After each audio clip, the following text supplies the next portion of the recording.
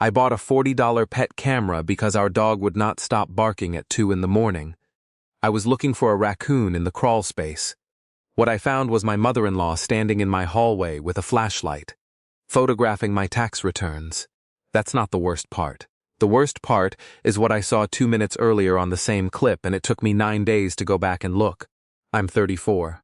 I'm a commercial HVAC technician in Dayton, Ohio, which means I fix the heating and cooling for buildings that can't afford to be hot or cold, mostly a hospital and a couple of data centers. I've been doing it since I was 20. For the last year, I've had overnight coverage 2 nights a week, Tuesdays and Thursdays, 10 at night to 6 in the morning. Last year, with overtime, I made $91,000. I'm telling you that number now because of what my mother-in-law spent 3 years saying about my job, and I want you to have it in your head the whole time. My wife, Danielle, is 32. She manages the front desk at a physical therapy clinic in Kettering. We got married 3 years ago in October. We bought our house 2 years ago in April, a little 3-bedroom ranch with a detached garage and a fence that was already falling down when we signed. We have a beagle mix named Otis, who is the single loudest animal I have ever encountered. Her mother is Roberta. She's 61. She's been a residential real estate agent in the Dayton area for 22 years, and she is very good at it, and I need you to understand that because it explains everything that happens later. Roberta's entire professional skill set is walking into houses that aren't hers, knowing what a document is supposed to look like, and being so warm and so competent that nobody ever thinks to ask her what she's doing. Danielle's dad left when Danielle was 12 and Kayla, her younger sister, was 6. Roberta raised them alone, sold houses, kept the lights on, never remarried. I want to be fair to her. That's genuinely hard, and she genuinely did it.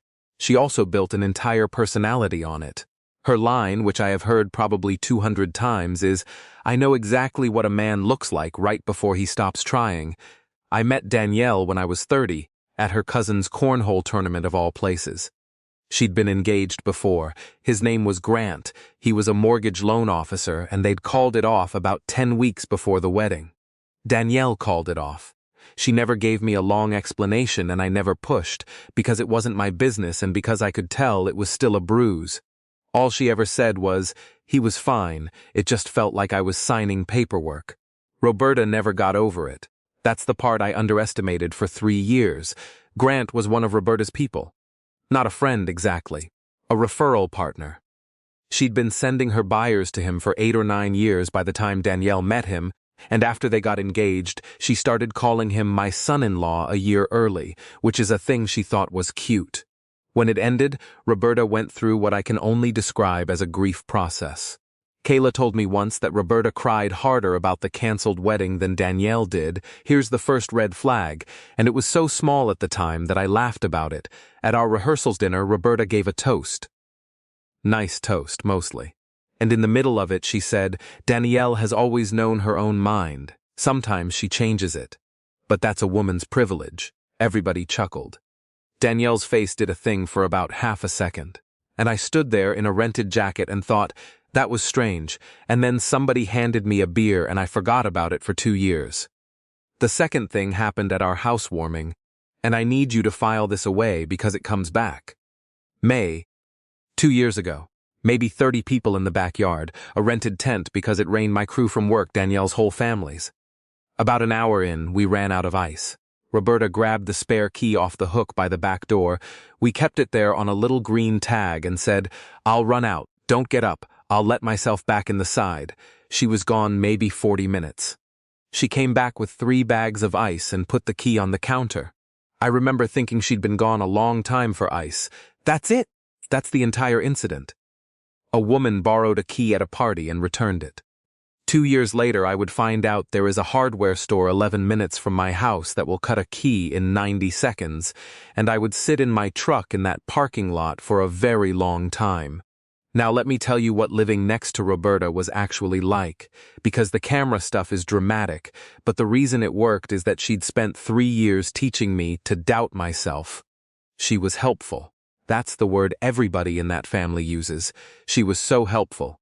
Casseroles when Danielle had strep, she'd stop by and water the plants when we went to Gatlinburg. Once she reorganized our entire pantry while we were at a wedding. I came home to every canned good facing forward with the labels lined up, and my protein powder in the garage because it didn't look like food. And in between the helping, there was this other thing. It was never big enough to fight about. That was the design. She never once said the word plumber or electrician or technician without a little pause in front of it. At a cookout at Aunt Sharon's, somebody asked what I did and Roberta answered for me. Marcus works with his hands. Then to the table. It's honest work, it really is. At her church, she does the greeting table. She's very visible there. She introduced me twice as Danielle's husband for now. I heard it the first time and told myself I misheard. The second time was 6 weeks later and I was standing right next to her. I said something in the car on the way home. Danielle said, for now, like, they're newlyweds. Like you're the new husband. And she believed that. I want to be clear that I think she believed that. Christmas, first year we were married, Roberta gave me a gift card. $250 to Sinclair Community College for their business administration certificate. In front of everybody. She squeezed my shoulder and said, there's no ceiling on you, honey. There's just no ceiling. I said thank you, I still have it. Never used it. Then there's the money stuff, and this is where I have to be honest about my own part, because I'm not the hero of every chapter of this. In 2022, before we bought the house, my mom's furnace died in January and her roof was 30 years old and shot. She's 63 and she cleans offices at night. I took out a $6,000 personal loan and fixed both. I did not tell Danielle for 3 weeks. When I did tell her, she was annoyed for about 4 hours and then said, you should have just told me, we would have done it together.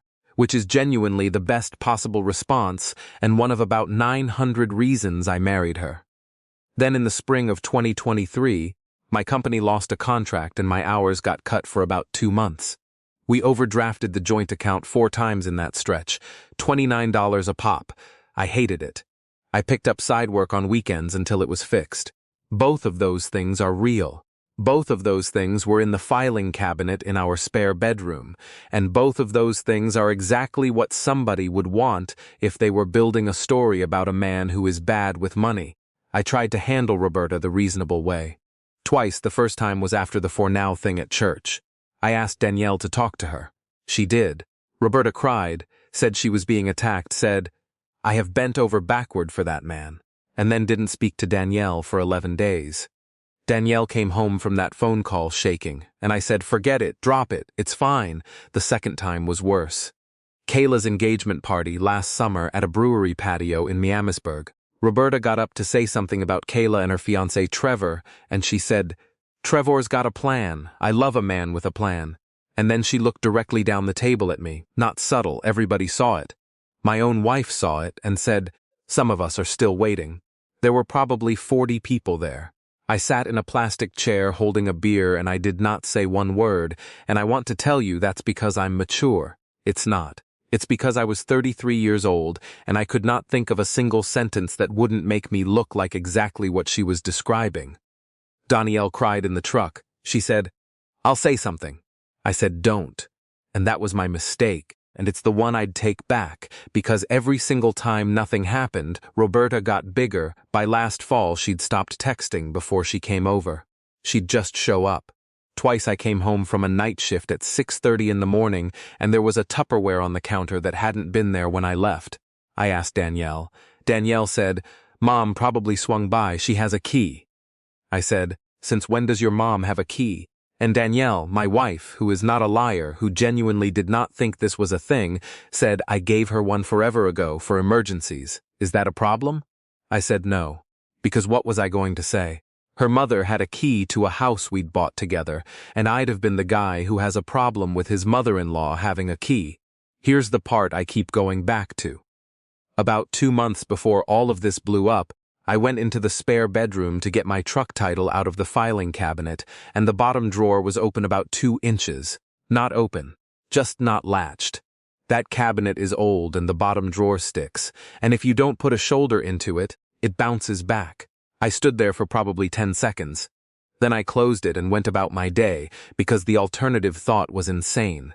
And there was one more thing, and I only put it together later. Roberta smokes exactly 1 cigarette a day.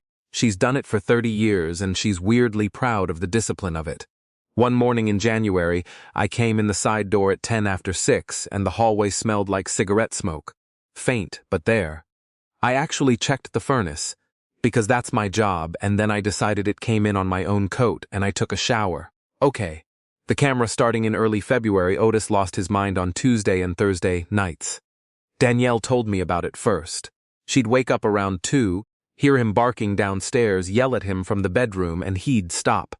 Every Tuesday and Thursday. She thought it was the trash pickup schedule. I thought it was an animal. It's an old house, we've had a raccoon in the crawl space before, and Otis is exactly the kind of useless dog who will lose an argument with a raccoon through a floor, so on a Sunday in March I bought a pet camera at a big box store. $40. Little white thing, sits on a shelf, 60 days of cloud history free with the trial. I put it on the bookshelf in the living room, angled so it covered the front door, the hallway, and the doorway to the spare bedroom I use as an office. I did not tell Danielle, and honestly, it's because it was so boring. I was checking for a raccoon. You don't hold a family meeting about a raccoon. Tuesday night I was at the hospital. Chiller trouble on the 3rd floor. I got a motion alert on my phone at 2:14 in the morning, and I opened it standing in a mechanical room with my ears ringing from a pump, expecting to see the dog. The front door was open. The porch light made a rectangle on the floor. And a woman came through it and she stopped and closed the door slowly with both hands, the way you close a door when you don't want it to click. Roberta, in her tan coat. With a little flashlight, Otis came around the corner, and she crouched down and put her hand out, and he stopped barking and licked her. Because of course he did. He'd known her his whole life. Then she walked down my hallway and into my office, and she was in there for 9 minutes and 40 seconds. I know that because I watched the clip about 30 times over the next 4 days. You can't see into the office from the camera angle. But you can see the light. You can see the flash going off. Not a camera flash. She was using her phone, and every so often the hallway would light up white for a quarter of a second. Over and over. I counted 11 flashes on that one visit. She came out. She stopped in the hallway right in frame, and she stood there for a second and looked around my house. Then she went out the front door and closed it soft. I want to describe what it feels like to stand in a hospital basement at 2 in the morning and watch that, because I've thought about it a lot, and the honest answer is that I didn't feel angry at all. I felt sick and stupid, the bottom drawer that wouldn't latch. The cigarette smell, every Tupperware. My brain went back through 2 years in about 6 seconds and put a woman in my hallway in all of it.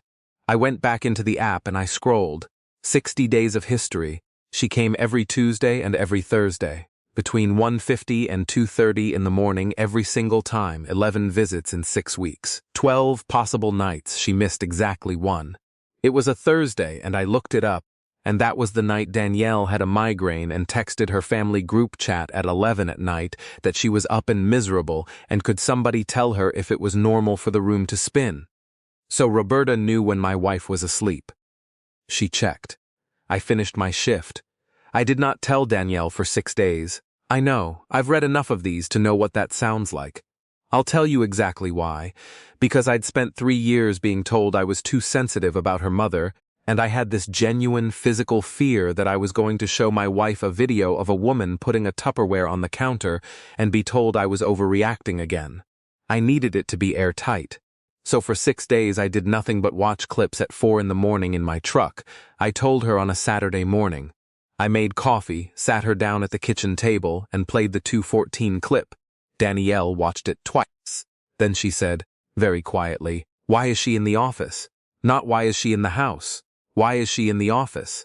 That's the moment my wife came over to my side and she never went back, and I'll be grateful for that for the rest of my life.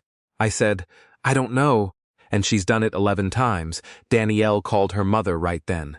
Put it on speaker, and Roberta, without missing a beat, in the warmest voice you have ever heard, said, "Oh, honey, I've been checking your water heater. Marcus mentioned it was making a noise and I didn't want to wake anybody." I have never mentioned a water heater to that woman in my life. Ours is 4 years old, and the water heater is in the garage. Danielle said, "Mom, you were in the office."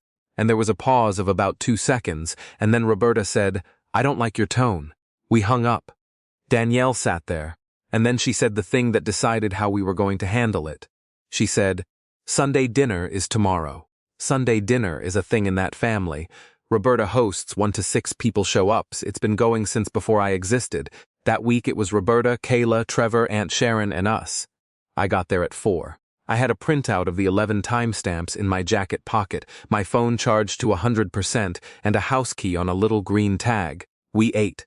I want you to know that I ate a full plate of pot roast at that table and made conversation about Trevor's truck for 40 minutes, because I wasn't going to do it standing up in a doorway. Roberta was completely, perfectly normal. She asked about my mom. She got me a second helping. When the plates were cleared, I set my phone face up in the middle of the table, leaned it against the gravy boat, and pressed play. Nobody spoke. The clip has no sound worth hearing, just the hum of the house. You watch a front door open at 2:14 in the morning, and a woman in a tan coat come in and crouch down to pet a dog. Aunt Sharon said, "Is that Bobby?" I let it run all the way to the end. Then I took the key out of my pocket and I slid it across the table until it stopped in front of Roberta's plate. I said, "That opens my front door. I never made it. I never gave it to you." And Roberta looked at the key and she looked at me. And she said, and I want everybody to have this quote exactly right, because it's the most honest thing she said in 3 years. She said, "That is my daughter's house. Not it isn't what it looks like." Not "I'm sorry." She corrected the deed. I said, "It's our house. Both names." And she folded her napkin, set it down, and said, "I have been watching you drain that girl for 3 years, and I'm the only one in this family with the stomach to look." Then she stood up and told us both to get out of her house. A lot of people would call that the end of the story. I thought it was too. I want to tell you what actually happened over the next 9 days, because if you've ever been the one who finally said something out loud in a family like that, you already know. Saying it is the easy part. By Monday morning, I was the problem. Aunt Sharon called Danielle at 7:40. Sharon is 58.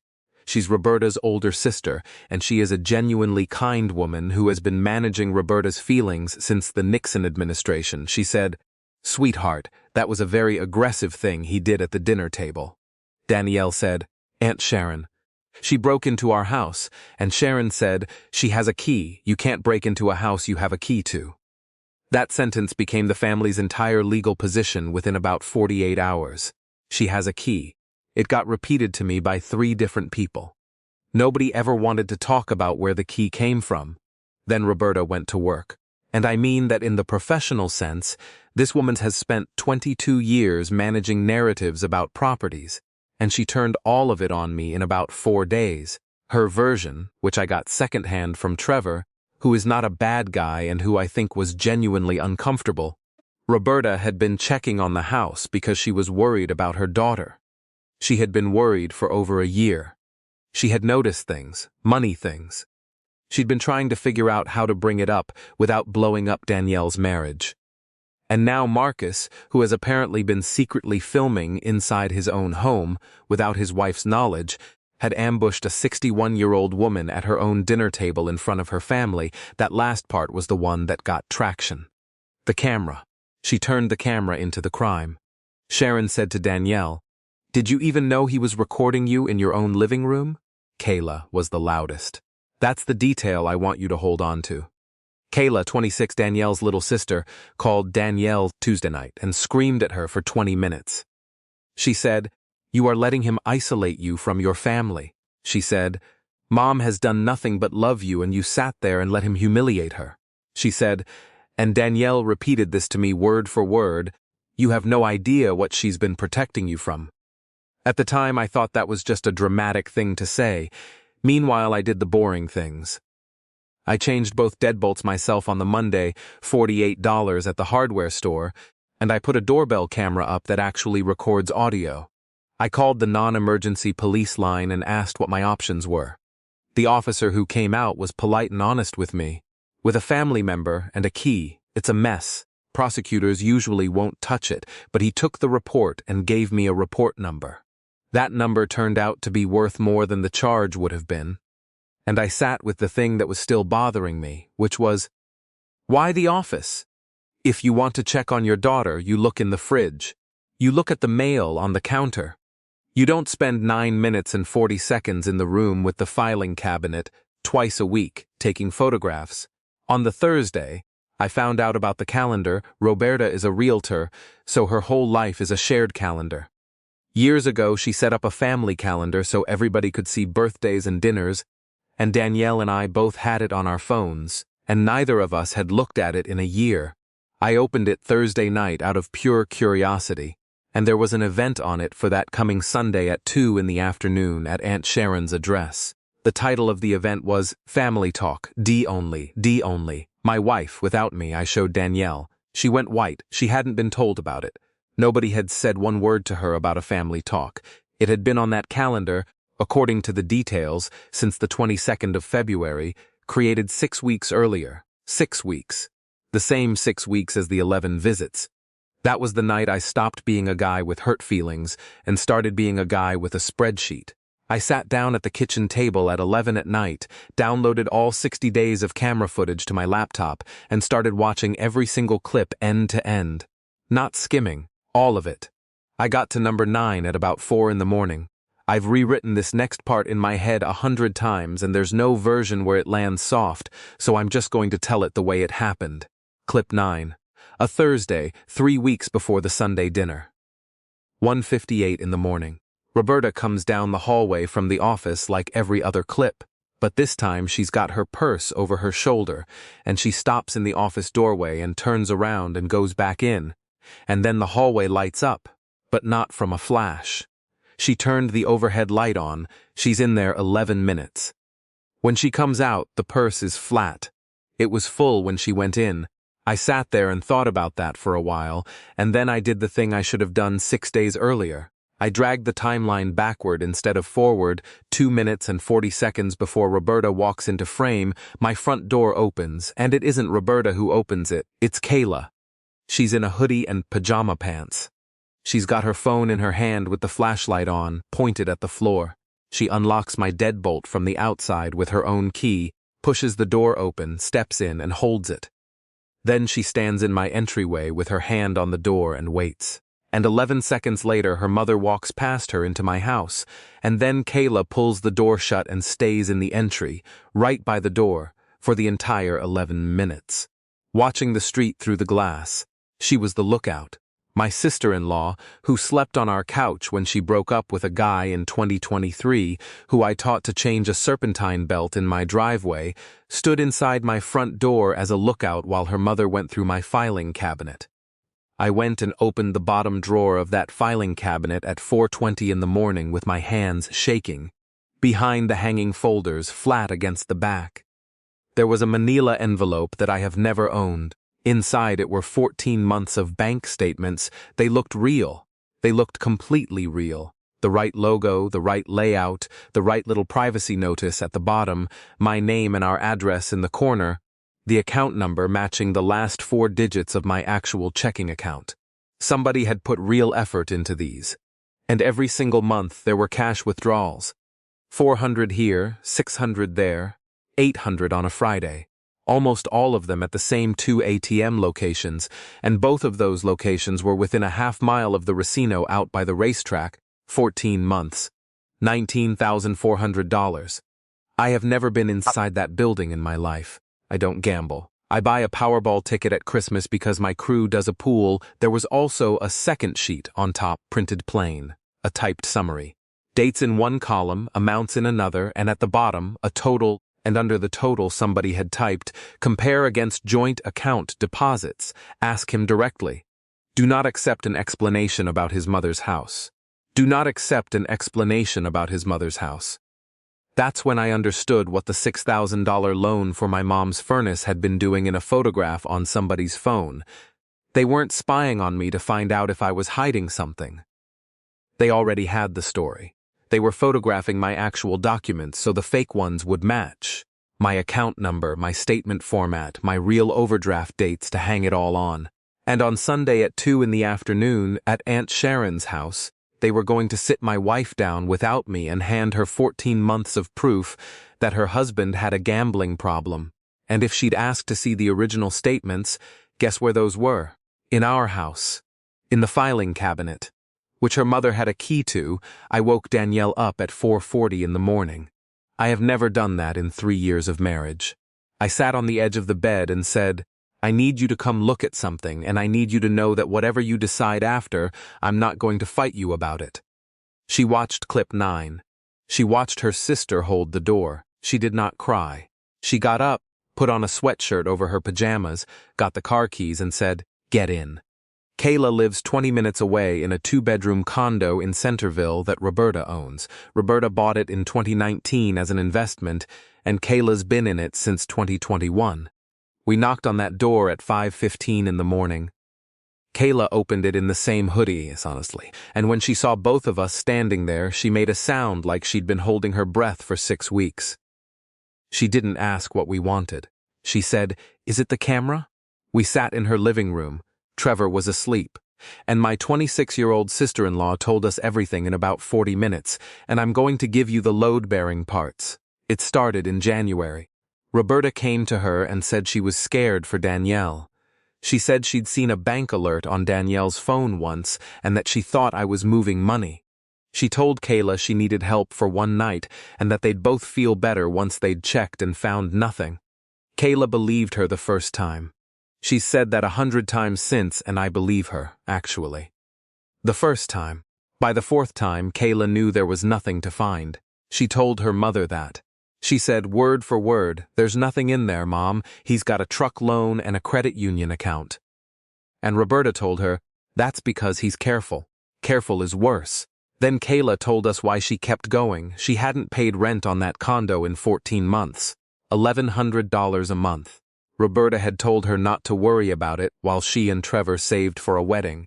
And then in February, when Kayla said she was done with the house thing, Roberta sat at her kitchen table and did the math out loud about how much she was into her mother for, in a very friendly voice, and then changed the subject. $15,400, if you're wondering. Kayla had it written on a sticky note on her fridge. Then Danielle asked the question I hadn't thought to ask. She said, Kayla, who made the statements? And Kayla went and got her phone. She had months of texts from her mother. She'd never deleted a single one. She scrolled to the 24th of February and turned the screen around. Roberta had written, is his truck gone? Don't go in without me. Bring the flashlight, not the phone light, it reflects. 2 days later, I need the top page of the December statement again. The running balance has to line up or it's obvious. G says the font on the header is wrong. G, Danielle said, who's G? And Kayla didn't answer, and Danielle scrolled up, and there it was. On the 18th of January, from Roberta had lunch with Grant. He asked about her unprompted. He is willing to wait. He's been very patient about all of it. She just has to see it herself. Grant, the ex-fiancé, mortgage loan officer, 9 years of business with Roberta, and a man who looks at bank statements for a living and knows precisely what a real one looks like because he's spent his entire career catching fake ones. Kayla said Roberta had been having lunch with him 3 or 4 times a year since the engagement ended 5 years ago. Not an affair, nothing like that. Something worse and stranger. She'd been keeping him on the shelf, keeping him updated, telling him Danielle was tired, that things were tight, that she'd made a decision young and was too proud to undo it. Danielle sat on her sister's couch and read 4 months of her mother's text messages about her own marriage. There's one I'm not going to be able to forget. Kayla had written in March, what if she doesn't leave him? And Roberta wrote back, she will, she just needs to see it in writing. Danielle has always needed to see it in writing. That's it. That's the whole thing. Everything else was logistics. My mother-in-law was not checking on her daughter. She had spent 6 weeks manufacturing documentary evidence of a crime I didn't commit, using photographs of my real financial records, with help from a man who wanted my wife back and a 26-year-old who owed her $15,400, and she had a Sunday afternoon scheduled at her sister's house to deliver it. Sunday came. We went. Both of us, together, 20 minutes early. Aunt Sharon opened the door and got about halfway through, oh honey, I don't think. Before Danielle walked past her, Roberta was already there in the kitchen with a folder in front of her on Sharon's counter. She'd printed a second set. She had it in a folder with those clear plastic sleeves, the kind she uses for listing presentations. That's the detail that got me. She'd put it in sleeves. She stood up and said, "Marcus, this is a family conversation." And Danielle said, "Sit down, Mom." I have never heard her use that voice. Roberta sat down. Danielle put her phone on the counter, propped against the paper towel holder, and played clip 9. All of it. Sharon watched her niece hold the door open for her sister at 1:58 in the morning, and Sharon put both hands over her mouth and stayed like that for a long time. Then Danielle read the texts out loud. She read the one about the flashlight reflecting. She read the one about the running balance and the font on the header. And then she read the one about Grant being willing to wait, and she read it twice. And after the second time, she looked up and said, "Say his name out loud, Mom. Right here. Say who G is." Roberta said, "You are being manipulated." Danielle picked up the folder off the counter, took out one of the fake statements, and held it up next to her phone with the real one from our credit union app on the screen. Same account number. Different everything else. She said, "This is a forgery of my bank account." "That's mine too. You forged my account." And that's the sentence that did it, honestly. Not mine, hers. Roberta had built the whole thing around the idea that she was protecting her daughter, and she had never once considered that the joint account she was faking belonged to her daughter as much as to me. Roberta's last stand was about 9 minutes long, and I'll give you the 3 lines that mattered. She said, "I have been right about a man before and nobody listened to me then either." She said, "You will thank me in 5 years." And when Sharon finally spoke, Sharon, who has been managing this woman for 6 decades, and said, "Bobby, you had that child hold a door." Roberta looked at her sister and said, "Kayla is fine." Kayla knew what she was doing. Kayla was standing in the doorway to the dining room. She'd been there for 3 or 4 minutes and nobody had noticed her come in.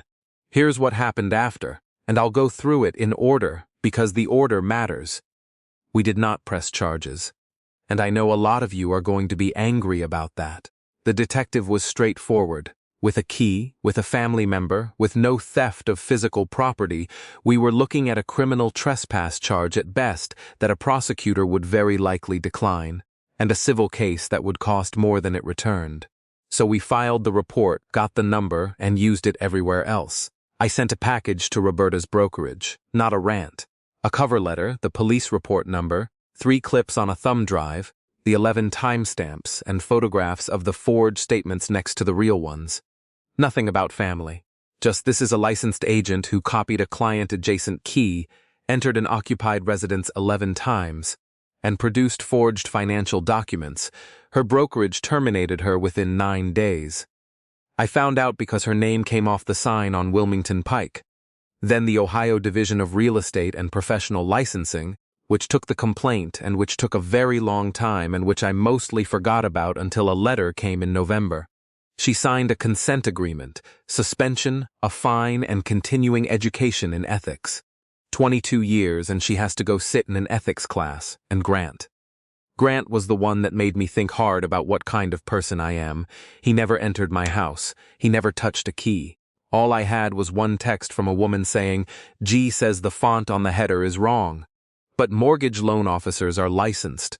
There's a national registry, and every one of them works under a compliance department whose entire job is document fraud, because that's the industry's whole nightmare. So I sent his employer's compliance line the same package, plus a short letter that said, in effect, "I don't know what your policy is, but a licensed originator appears to have assisted in fabricating bank statements for a private individual, and here is a text message referencing his advice on the header font." I got a 2-sentence acknowledgement and never heard another word from the company. In June, Kayla told us he wasn't there anymore. Kayla is the hard part. Roberta gave her 30 days to get out of the condo. Actually 30 days in writing, on a form, because that woman does everything in writing. Kayla and Trevor are in an apartment in Miamisburg now and she's paying $1,100 a month for half the space. Danielle and Kayla are talking. Slowly. They had coffee 4 times before Danielle would let her come to the house, and the first time she came over she stood on the porch and cried before she'd walk in. Me and Kayla are not okay. I'm not going to pretend we are for the sake of a clean ending. She stood inside my front door for 11 minutes with a flashlight and let it happen. And she did it 4 more times after she knew there was nothing to find. But she also kept every single text message when she could have deleted them in 9 seconds, and she opened her door at 5:15 in the morning and told us the truth without being asked twice. I think about both facts about equally. We say hi. We're not there yet. Maybe someday Aunt Sharon has not spoken to her sister since March. 61 years and she's done. She calls Danielle every Sunday at 1, which was Sunday dinner time, and I think that's on purpose. Roberta has sent Danielle 9 letters, real letters, in envelopes because she's blocked everywhere else. Danielle read the first 2 and stopped. There has been no apology in any of them. In the most recent one, according to Danielle, she wrote that she may have gone about it the wrong way and that she is still waiting for one person in this family to ask her what she saw. Danielle is no contact. That was her decision, not mine, and she made it in a Kroger parking lot in April and hasn't wobbled once. The house is fine. 2 new deadbolts, a real alarm system, and a doorbell camera with audio. The $40 pet camera is still on the same shelf in the living room. Danielle asked me once if I wanted to take it down now that it was over, and I said no, and she said good. Otis, for the record, has not barked at 2 in the morning since the 11th of March. He was never barking at a raccoon. He was barking because somebody was in the house, and everyone in that family, including me, decided he was just a stupid dog. I keep the key. The one with the green tag, the one she left on her plate that night. It's in my toolbox in the garage, in the little tray at the top where I keep the stuff I don't want to lose. I don't know why I kept it. My wife says it's because it's the only thing in the whole story that's actually simple. A key that opened my door that nobody ever gave anybody. So here's what I want to ask. Because my own mother thinks I went too far and told me so at Easter, Roberta had already lost the family at that kitchen counter. She'd been exposed in front of her sister and both her daughters. And after that, I still sat down and mailed a package to her brokerage and a package to Grant's compliance department and a complaint to the state. And I ended 2 careers with a thumb drive. Was I wrong for going after her license after she'd already lost everything that mattered? And be honest with me about the other one, because Danielle and I still can't agree on it. Is the sister who unlocked the door as guilty as the mother who walked through it?